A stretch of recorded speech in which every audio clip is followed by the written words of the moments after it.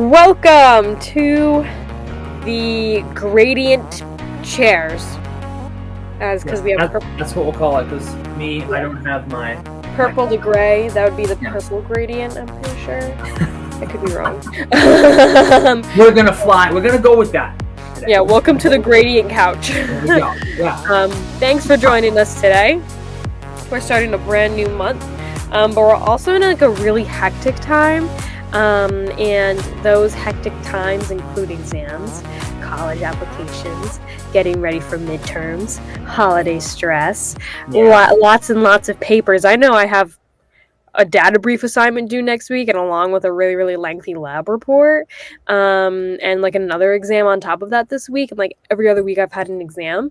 So yeah, stress is at an all-time high right now. Just a lot going on, right? Every direction you look, there's just something you have to do. There's a deadline for this. There's a deadline for that. Before we hop on, I even told you about my little crazy schedule for the next like month and stuff I have to do. So yeah, there's definitely a lot of stress with a lot of stuff going on.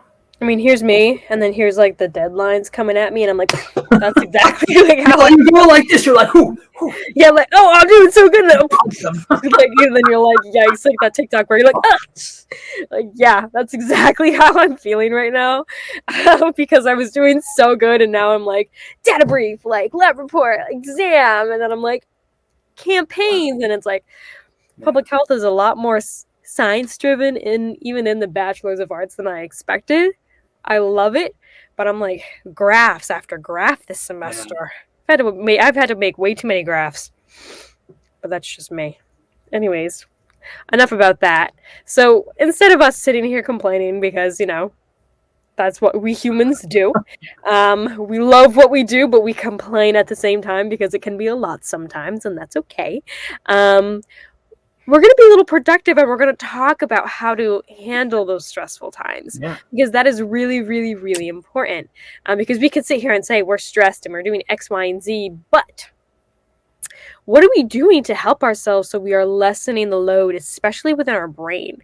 Because I know for me, I've become to know myself very well on how I handle stress. Not only do I stress internally, I could be like, oh my gosh, Izzy's having a great day, but I'm like, literally my brain is like that SpongeBob episode where his brain's on fire.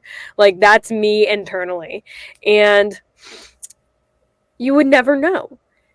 But what I'm doing on like the side of that to kind of make sure that I'm maintaining mental stability is what we're going to talk about today. Because sometimes we all get in and over our heads, and we get overwhelmed, and we get really stressed out, and sometimes it's a whole bunch of buildup, and you're like, oh my goodness, like, someone help me, and sometimes you just need to unwind so then you can start to get on that work. I did my homework today, and now I'm like, okay, I'm not as behind as I thought I was. Like, I did everything within 2 hours. Like, we're good. It's just these 2 reports that I gotta do. And we're good. But sometimes beforehand, and you have those procrastinating deadlines, you're like, ah! And it's absolutely, like, torrential.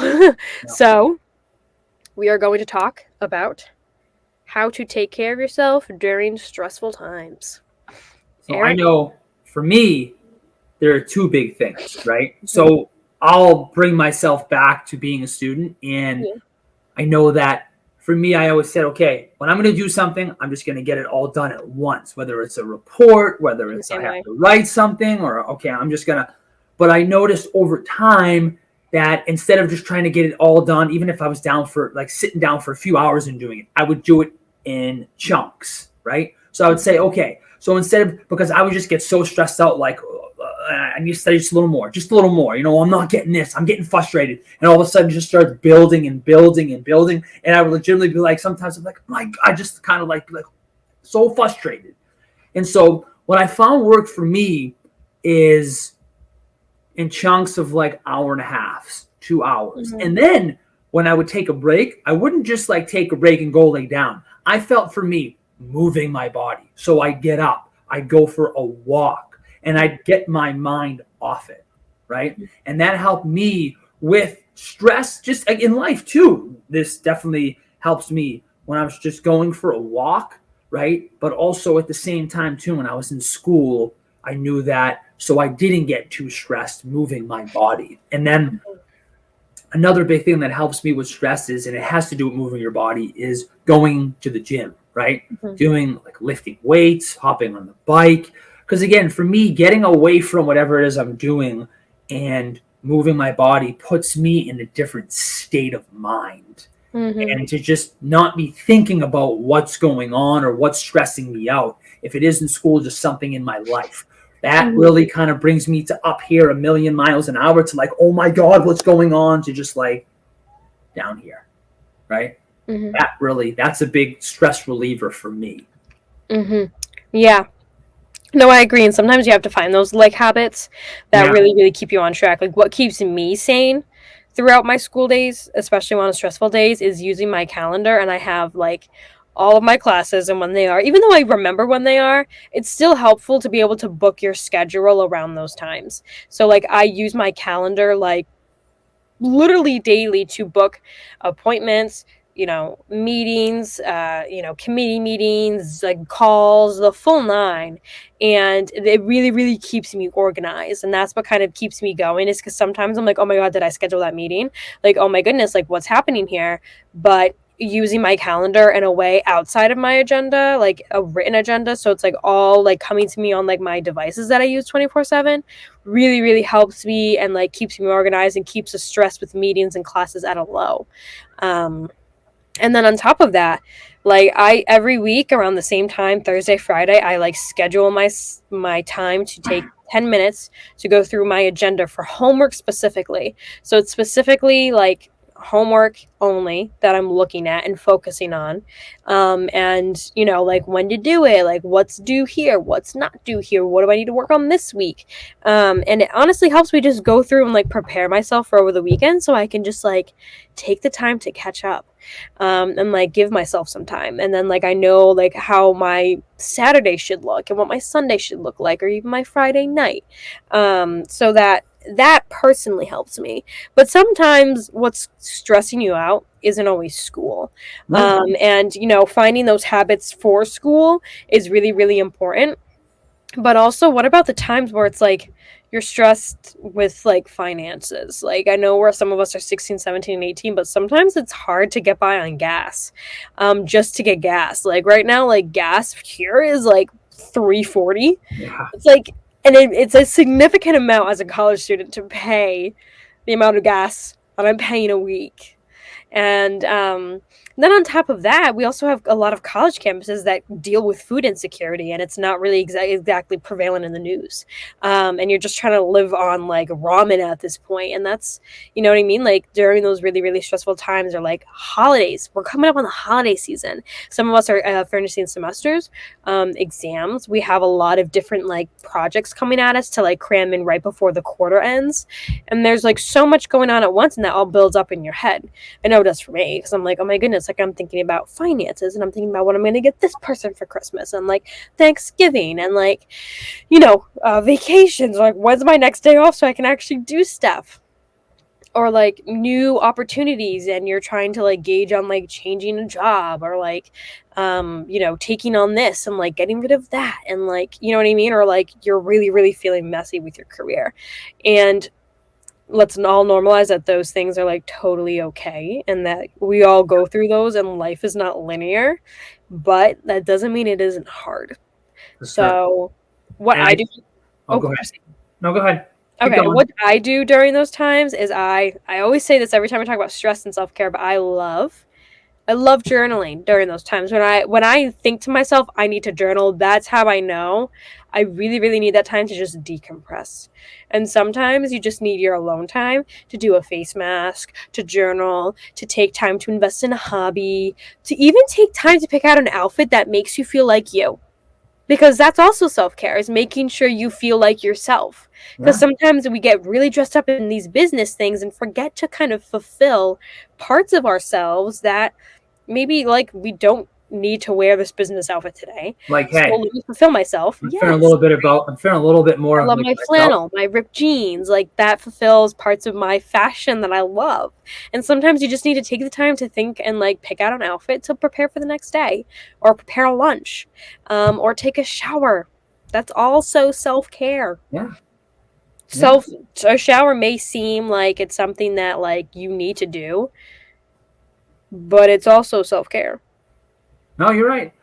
You're right. So, And and it's interesting because a lot of that stuff you just said is those every day. Not to say that school isn't a stressor for people, maybe a lot of times, but those things you just mentioned are everyday stressors that a lot of people go through. And for me, right, like when someone's making an analogy, I just said like you're going like this, right, like your head spinning and everything. For me, it's great because everyone's different in what they do, and what we're saying on here, we're trying to get you to think about maybe what works for you, right? Because maybe journaling doesn't work for you. Like Izzy likes to journal, likes to go pick out an outfit. That's what works for her.